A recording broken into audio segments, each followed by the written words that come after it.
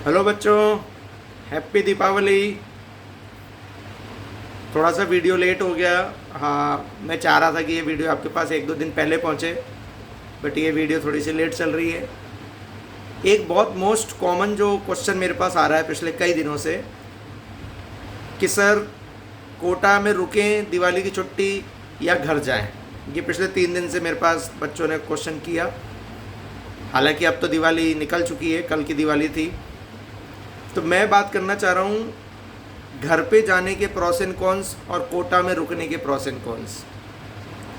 देखिए, कोटा में जो बच्चा रुकना चाहता है, नो डाउट वो पढ़ाई के लिए रुकना चाहता है। उसके दिमाग में एक ही चीज़ चल रही है कि इन छुट्टियों को मैं पढ़ाई के लिए यूटिलाइज़ कर पाऊँगा, कोटा रह के मैं अच्छे से अपना बैकलॉग भी क्लियर कर पाऊँगा।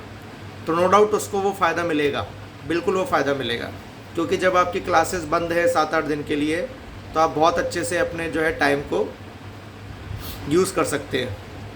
लेकिन उसके दिमाग में कहीं ना कहीं एक माहौल के चलते जो वो आसपास देख लेता है कि everybody is going to home, तो उसके दिमाग में थोड़ा सा एक होम सिकनेस आ रही होती है। प्लस घर वाले कॉल कर कर के बोल रहे होते, बेटा आ जाते तो अच्छा लगता, दिवाली पे थोड़ा सा ब्रेक मिल जाता तुम्हें। तो बच्चे के दिमाग में ना दोनों बातें चल रही हैं कि यार कहीं कोटा रुक के गलत डिसीजन तो नहीं ले लिया मैंने, शायद मुझे दिवाली पे घर चले जाना चाहिए था। तो ये थोड़ा सा दिमाग में चलता है कि यार पता नहीं मैंने कोटा रुक के अच्छा डिसीजन लिया नहीं लिया। बिल्कुल अच्छा डिसीजन है। जो कोटा रुके हैं उसमें बिल्कुल गलत डिसीजन नहीं है। बस ये जो फीलिंग आपके दिमाग में चल रही है कि मुझे भी सबके साथ चले जाना चाहिए था, हर बच्चा घर चला गया है, मैं भी घर पे दिवाली मनाता, छुट्टी एंजॉय करता। तो इस कौन के अलावा कोई दूसरा कौन तो नहीं है। कोटा रुकने का कोई दूसरा नुकसान नहीं है। हाँ, एक नुकसान जो कुछ बच्चों ने एड्रेस किया है कि हॉस्टल जब खाली हो जाते हैं तो थोड़ा सा फूड की दिक्कत आती है। लाइक हॉस्टल में 2-3 बच्चे हैं तो हॉस्टल वाला कह रहा है आप भी बाहर कहीं खा लो, क्या हम आप 2-3 बच्चों के लिए क्या खाना बनाएंगे। तो ये कुछ हॉस्टल्स में देखने को मिलता है। उस केस में बच्चे बाहर जाके ओपन मेस में खाना खा लेते हैं। इसके अलावा कोटा में रुकने का कोई दूसरा कमी नहीं है। फ़ायदे बहुत सारे हैं। आप अच्छे से पढ़ाई कर पाएंगे, और आप सभी जानते हैं दिवाली की छुट्टियों के बाद आपका सेमी मेजर प्लान किया गया है, उसकी तैयारी आप अच्छे से कर पाएंगे। किसी का बैकलॉग छूटा हुआ है वो अच्छे से उसको कवर कर सकता है। तो एकेडमिक फ़ायदे ज़्यादा हैं और नॉन एकेडमिक नुकसान कम है। हो सकता है ये दिमाग में आपके रिग्रेट रहे कि काश मैं घर चला जाता, मैं भी छुट्टी एंजॉय कर लेता। बट याद रखना, वो जो काश है वो कुछ दिनों का रहेगा, लेकिन जो एकेडमिक फ़ायदा वो मिल रहा है आपको वो परमानेंट होगा। तो बात करते हैं उन बच्चों की जो घर जा चुके हैं। अब उन्हें ये ना लगे कि सर हमने घर आके गलत डिसीजन ले लिया, आपने तो वीडियो में बताया कि यहाँ कोटा रहने के फ़ायदे ज़्यादा हैं, तो इसका मतलब हम तो दिवाली पे घर आके हम नुकसान कर रहे हैं अपना। ऐसा नहीं है। आप वहाँ जो हैप्पीनेस फील कर रहे हैं उसको प्रॉपर एंजॉय कीजिए। क्योंकि जो आपका प्राइम फोकस था वो यही था कि मुझे घर जाना है, पेरेंट्स को टाइम देना है, अपने फ्रेंड्स से मिलना है और मेंटल वेलबींग पे काम करना है, कुछ चेंज करना है। क्योंकि आप पिछले 5 महीने से कोटा रह रहे हैं तो आपको भी एक चेंज चाहिए था, प्लेस चेंज होना चाहिए था। एक मोनोटोनी जो आ जाती है ना कि डेली आप क्लास जाते हैं, फिर घर आके पढ़ते हैं, फिर क्लास जाते हैं, फिर घर आके पढ़ते हैं, तो एक लाइफ में मोनोटोनी आ जाती है।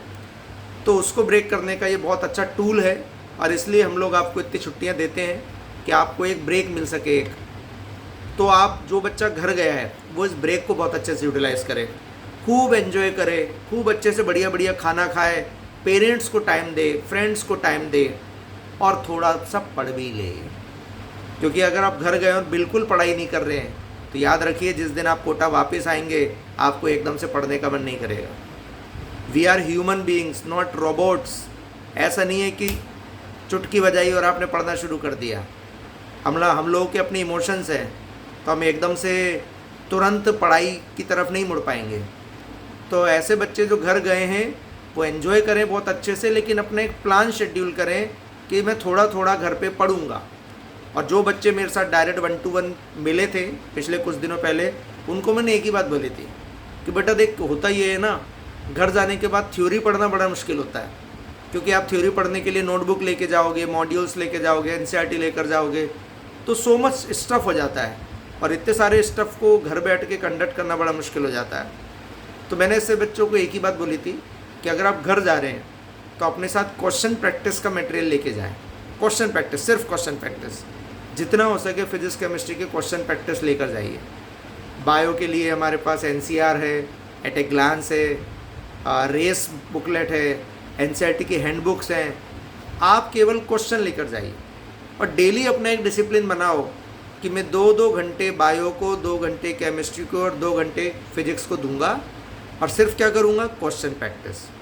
और अगर आपने डेली एक हैबिट बना ली, 100 question of bio, almost 50 question of physics and almost 50 question of chemistry every day करूँगा, तो आप ऑटोमेटिकली रिदम में रहेंगे, नॉलेज में भी रहेंगे और एकदम से आपको ऐसा नहीं लगेगा कि यार मैंने अपने घर आके बहुत गलत डिसीजन ले लिया है। तो होप सो कि आपको मेरा जो मोटो है आपको समझाने का वो समझ में आया होगा, मेरा विज़न आपको समझ में आ गया होगा कि मैं कहना क्या चाहता हूँ। तो जो दिवाली गए हैं घर पे, दिवाली पे घर गए हैं, उनको भी हैप्पी दीपावली, और जो कोटा में हैं उनको भी वेरी वेरी हैप्पी दीपावली। दोनों के अपने प्रोस एंड कॉन्स मैंने आपको क्लियर कर दिए। Thank you.